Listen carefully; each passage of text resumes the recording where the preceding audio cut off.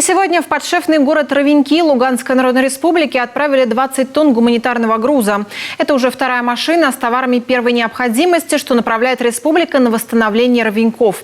Скоро начнется зимний сезон и учебный год, а инфраструктура города за 8 лет была сильно разрушена. О масштабной поддержке ровенчан в репортаже Татьяны Супряткиной. Помочь жителям города Ровеньки откликнулась вся республика. Товары первой необходимости несли во все отделения «Единой России» в городах и районах Коми. Отец мой воевал молодым, 26 лет. Он уже начал получать какие-то боевые награды. А мама оставалась в тылу с 2 детьми. И тоже молодая женщина. И вот сейчас наши ребята молодые там. И очень больно, тяжело. Вот я послевоенное поколение. И за все это очень переживаю.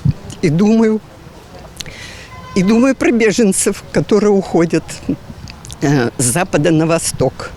Что было тогда, что сейчас. И надо помогать. Стройматериалы, медицинские товары, книги, канцтовары – все, что сегодня так необходимо жителям. Помощь получат и местные пожарные. Коллеги из Коми отправили необходимое для работы оборудование. Машина с ценным грузом уже через несколько дней прибудет на место. Наш очередной груз в объемом 20 тонн, собранный региональной партией «Единая Россия», в себе содержит полтонны у нас электроприборов, полтонны у нас различных медицинских товаров, это халаты, у нас респираторы, маски, а также еще несколько десятков кубометров обрезной доски и очень много еще остальных товаров. Все это необходимо, в первую очередь, для жителей Ровенек в настоящее время. Поэтому вот все видите 20-тонные наши фуры, которые будут в течение нескольких дней доставлены. Конечно же, эта машина в большей степени приурочена к 1 сентября. Отправляются школьные учебники, отправляются школьные дневники для всех первоклашек, это 600 дневников, 1200 тетрадей, это в клетку и в линейку тоже для первоклассников. В Ровеньках началась активная стройка. Из республики там работают уже целые бригады. Ремонтируют социальные учреждения и коммунальную инфраструктуру. Впереди зима. Город необходимо вовремя подготовить. Мы отправляем чуть больше 25 кубов доски. Это сухая доска, также доска влажная. Когда мы грузили доску, нам пришел запрос, что очень необходимо в кратчайшие сроки предоставить доску определенной спецификации для ремонта фасада и крыши детского сада и больницы города Ровеньки Луганской Народной Республики. То есть мы точно знаем, куда наша доска пойдет, и это очень приятно.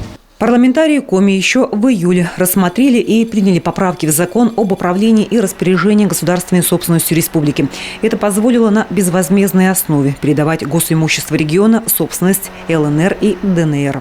За 8 лет инфраструктура изношена, очень трудно с водоснабжением, и город периодически обстреливался, и, безусловно, были повреждены объекты инфраструктуры и объекты экономики. Поэтому вот на этой сессии, на июльской, мы, депутаты Государственного совета, проголосовали за законопроект, который подготовлен органами исполнительной власти, правительством Республики Коми, возможности безвозмездной передачи дружественным иностранным государствам государственного имущества Республики Коми. Машина с очередным гуманитарным грузом уже в пути, а сбор товаров первой необходимости ровенькам продолжается и дальше. Город нуждается в нашей с вами поддержке. За 8 лет жители уже свыклись жить среди разрушенных домов, без воды и света, без медицинской помощи. И только общими усилиями, объединившись, мы сможем помочь им вернуться к нормальной жизни. Татьяна Супряткина, Олег Костромин, телеканал Юрган.